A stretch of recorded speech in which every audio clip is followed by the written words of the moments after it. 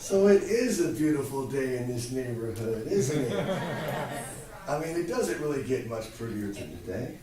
I got it covered, honey. Oh, I know what you're doing. You're helping me out. She's awesome. See what we have in our magic bag here. Mismatched shoes. Ooh, wouldn't put those on. Those are dangerous. Let's try these. These are better, yeah.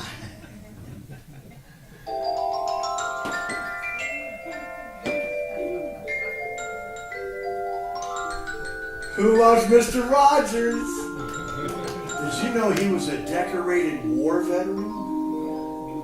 Yeah. Devoted his life to making the world more peaceful for children and their parents.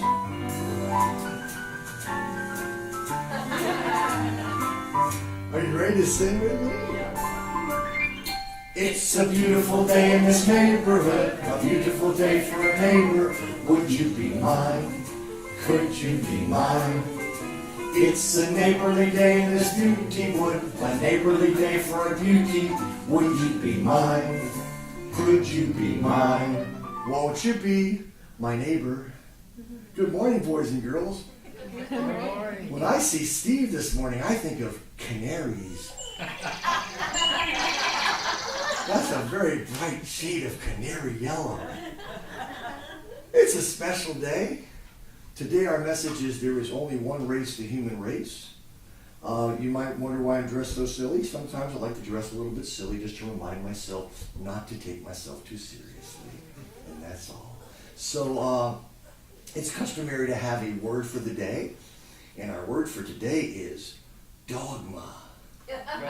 It's a special word. Let's say that together.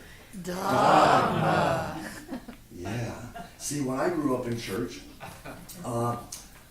actually I'm 3/4 Catholic. There was a lot of dogma. And I left that church and I became a Baptist. There was even more dogma. I left that church, became a Pentecostal. There was even more dogma. One of the things I was searching for was my personal connection. What I love about unity is it's an inclusive philosophy versus an exclusive religion. Religions have a lot of dogma. Unity does not. I heard recently, religion is anti-sin. Spirituality is pro-light. Doesn't it feel better to be pro-light than anti-sin? That really resonated with me. And basically what they're saying is dogma. Spirituality is not dogmatic. It inspires you to connect with your light and find what works for you.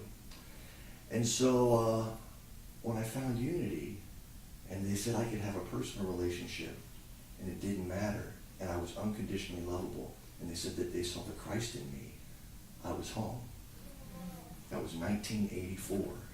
After I told everybody that I was not going to do any church anymore, I created my own church at that time. Y'all probably don't even know this. I created a church called Armondism because none of the other ones worked for me. And I created my own symbol, and it was a Star of David with a cross in the middle, with a circle around it. Now you can find Stars of David with crosses in the middle, but I was dating a dental technician at the time. And so she could make me stuff in her dental lab out of gold. And so I designed it, and she made it with all the wax and everything, and then they used a little centrifuge and made it so it was I still have it somewhere. Do you know where that is somewhere? Anyway, again, so basically I made a unity symbol, but I didn't know about unity at the time. So in 1984, my best friend at the time says, I went to this church the other day and it's kind of weird. I think you would like it. And I said, I don't really do church. And he goes, yeah, but I heard this was the church for people who don't do church.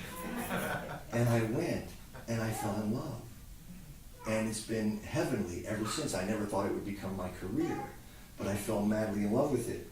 And so one of the very first songs I ever wrote, in those days I was a rock and roll musician, and it was really hard for me to get up at 8 in the morning since I was going to bed at 5, especially on Saturday nights.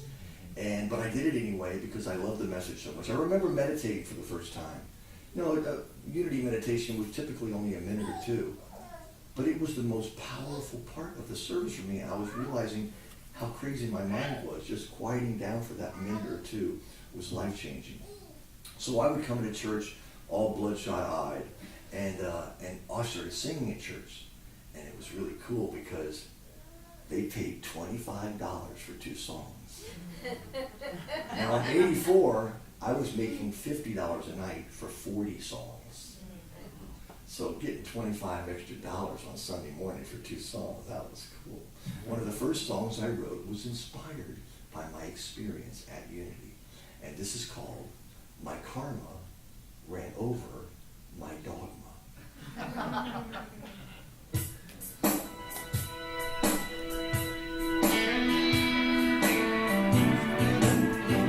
Anybody like the blues? I was feeling kind of hungry for a guaranteed salvation. There were churches by the